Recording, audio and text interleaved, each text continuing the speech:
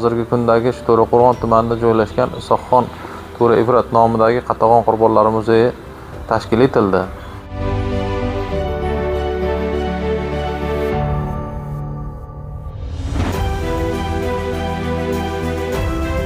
Birinchi shu To'raqo'rg'ondagi Namangandagi jadid maktabi hisoblanadi.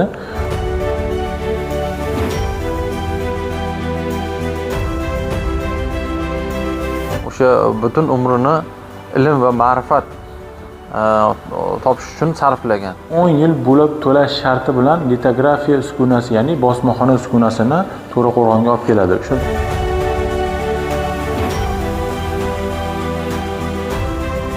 Yonimda turgan bu jarayon o'z davrining eng qo'rqinchli holatlaridan biri bo'lgan. Biz Namangan viloyati To'raqo'rg'on tumanida joylashgan Isoqxon To'ra Ibrat muzeyidamiz. Bu yerda Qatag'on qurbonlari va jadidlar, mana shunday Chor Rossiyasi askarlarini oddiy xalqqa qilgan zulmlari tasvirlangan eksponatlar joylashgan. G'oyibnazar qori madrasasi 2016-yilda prezidentimiz tashabbuslari bilan Isoqxon To'ra Ibrat nomidagi Qatag'on Qurbonlari muzeyi tashkil etish bo'yicha ruxsat berdilar va 2017-yil Vazirlar Mahkamasining 208-sonli qarori bilan hozirgi kundagi To'raqo'rg'on tumanida joylashgan Isoqxon To'ra Ibrat nomidagi Qatag'on Qurbonlari muzeyi tashkil etildi.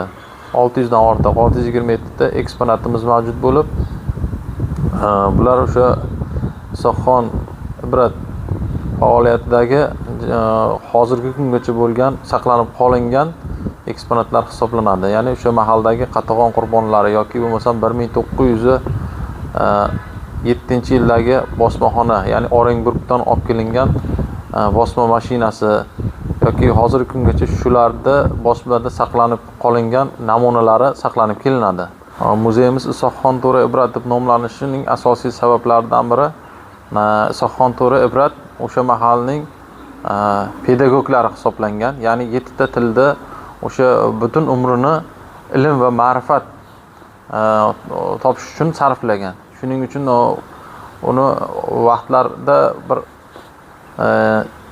Hindiston, Yevropagacha umumiy Rossiya, Chor Rossiyasi tomonidan shu dunyo bo'ylab faqat til va madaniyatni o'sha o'zimizga olib kelishligi uchun, ya'ni tug'ilib o'sgan yeri To'raqo'rg'on tumani bo'lganligi uchun hozirda bu yerni prezidentimiz tomonidan o'sha Isoqxon To'ra Ibrat nomi bilan atalishga ruxsat berilgan.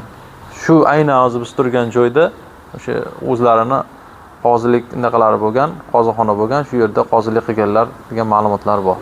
Bu yerdagi eksponatimiz o'sha Chor Rossiyasi tomonidan, ya'ni tergovchisi, o'sha Sovet Ittifoqining tergovchisi va bizning dehqonlarimiz asosan paxta ishida tergov jarayonida bo'layotgan hodisani tasavvur qilish uchun shakllantirilgan maketimiz hisoblanadi. Bevosita oila a'zolari bilan birgalikda yashagan uylari, o'z qo'llari bilan bunyod etgan Ishoqiya bog'i, yozgi ayvon, o'sha zamon uchun yangilik bo'lgan favvora va uylarining hovlilarini bir burchagida yangi usulda bunyod etgan, usuli saftiya metodidan foydalangan birinchi shu To'raqo'rg'ondagi Namangandagi jadid maktabi hisoblanadi.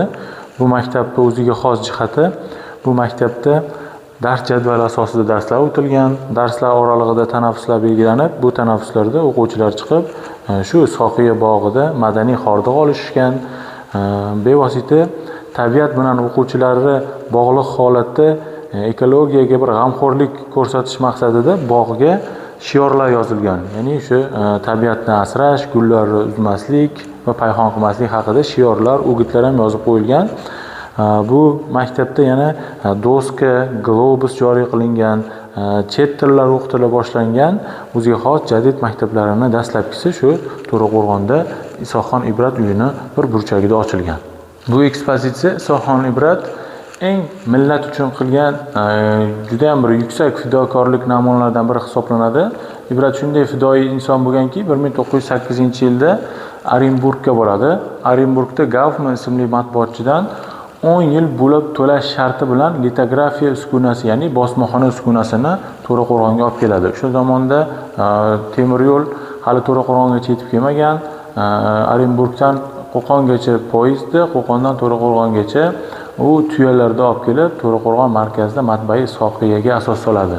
Chunki o'sha zamon uchun yangi usuldagi maktablar, jadid maktablar uchun, xalqimiz uchun bosmaxona juda ham bir kerakli uskuna, ya'niki bir yangilik hisoblangan. Shu narsani to'g'ri tushungan Ibrat xalq uchun, yurt uchun shunday fidoyilikni amalga oshirgan. Ko'rinib turibdiki, bunda 14 ta ilmiy tarixiy tilshunoslikka oid bo'lgan va 30 yillik nazmiy ijodi majmuasi hisoblangan Devoni Ibrat she'rlar to'plami Sohon Ibrat ilmiy adabiy merosini tashkil qiladi. Hozirda bu qimmatbaho asarlar Toshkentdagi Sharqshunoslik qo'lyozmalar fondida saqlanadi. Eng bir mashhur asarlaridan bu Lug'at Sittassina hisoblanadi. 6 tilli lug'at hisoblangan. 1901-yilda Toshkentdagi Ilin bosmaxonasida bosib chiqarilgan. Buni o'ziga xos jihati, o'sha paytlarda xalqimiz hali yaxshi rus tilini va boshqa chet tillarni bilmasdi. Oz-moz arabchadan xabardor edi.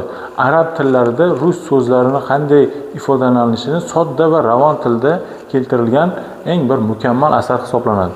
Va bundan tashqari san'ati Ibrat qalami Mirrajab Bandiy yozuvlar tarixiga bag'ishlangan Tarixi Farg'ona, Tarixi Madaniyat, Mezonul Zamon, Jomiul Hudud deb nomlangan juda ham bir mashhur asarlari bor Sohon Ibratda ilmiy adabiy merosida. Qoyil qolish kerak, bir tumanning kattakon muzeyi bor. Bolalar ushbu joydan ma'rifat olishadi. Tarixiy bilimlari ancha oshadi. Bir so'z bilan aytganda, jadidlar izdoshlari yetishib chiqadi. Mushtum uchun maxsus jurnalning muxbiri Ozodbek Sharobiddinov tayyorladi.